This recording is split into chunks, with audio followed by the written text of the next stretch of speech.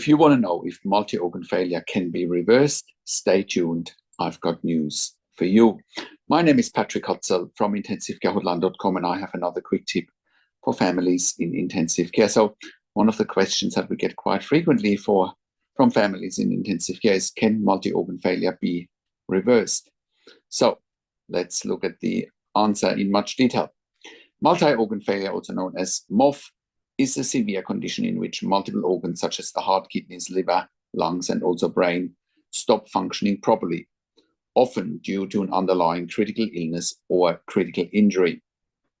Whether multi-organ failure can be reversed depends on several factors, including the underlying cause, the severity of the failure, how quickly treatment is initiated, and the overall health of the individual. What is reversibility and early intervention? In some cases, if the cause of multi-organ failure is identified early and treated aggressively, for example, infections, sepsis, trauma, or poisoning, organ function can sometimes be restored.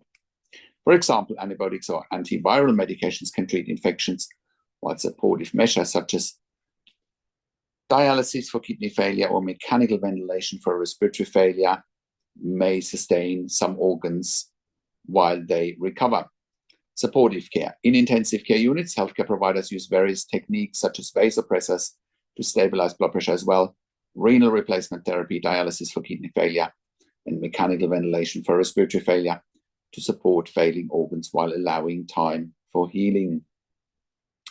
And just for those of you who don't know what vasopressors in particular are, basically vasopressors help to increase blood pressure and bring the blood pressure up to a level that is compatible with life. So when someone is going into multi-organ failure, blood pressure often drops to very dangerously low levels. And then vasopressors need to be started. That requires a central line placement or a PICC line placement. So there's various levels of complexity that come with the vasopressor placement, but it can all be done in intensive care. So then prolonged or severe organ damage. If the failure is prolonged or the damage to the organs is so severe, the damage may become irreversible. In cases like this, organ transplantation or other advanced treatments may be required. Outcomes can vary. The likelihood of reversal or recovery from multi-organ failure can vary significantly based on individual factors such as age, existing comorbidities, the cause of failure, and how well the body responds to treatment. In summary, multi-organ failure can sometimes be reversed, particularly with timely and appropriate medical intervention. However, in severe or late-stage cases, the chances of full recovery may be limited. So what also comes into play here is, like I always say on my videos, that approximately 90% of intensive care patients survive. Now, there is probably a higher mortality rate for patients in multi-organ failure, but I have certainly seen my fair share of patients in multi-organ failure survive. And I have worked in critical care nursing for 25 years in 3 different countries, where I worked as a nurse manager for over 5 years. And I've been consulting and advocating for families in intensive care all around the world since 2013 here at intensivecare.com. And I can very confidently say that we have saved many lives for our clients in intensive care. And you can verify that if you go to intensivecare.com.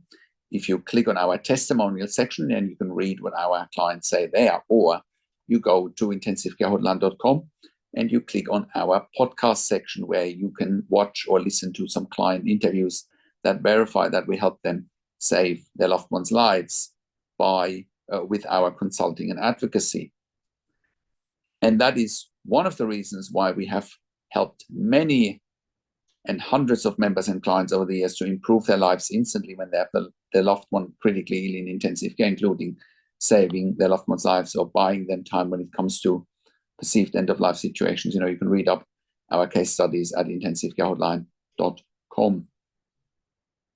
I also do one-on-one consulting and advocacy over the phone, Zoom, Skype, WhatsApp, whichever medium works best for you. And I talk to you and your families directly. I talk to doctors and nurses directly. And I handhold you through this once-in-a-lifetime situation that you simply can't afford to get wrong. When I talk to doctors and nurses directly, I ask all the questions that you haven't even considered asking, but must be asked when you have a loved one critically ill in intensive care. I also represent you in family meetings with intensive care teams. I also do, we also do medical record reviews in real time. We also, so that you can get a second opinion in real time. We also do medical record reviews after intensive care if you have unanswered questions, if you need closure, or if you are suspecting medical negligence. And all of that you get at intensivecarehotline.com. Call us on one of the numbers on the top of our website, or simply send us an email to support@intensivecarehotline.com with your questions. And if you like my videos, subscribe to my YouTube channel for regular updates for families in intensive care. Click the like button, click the notification bell, comment below what you want to see next, what questions and insights you have from this video. And share the video with your friends and families. I also do a weekly YouTube live where I answer your questions live on a show, and you will get notification for the YouTube live if you are a subscriber to my YouTube channel, or if you are a subscriber to my intensivecarehotline.com email newsletter at intensivecarehotline.com. Thank you so much for watching. This is Patrick Hutzel from intensivecarehotline.com, and I will talk to you in a few days. Take care for now.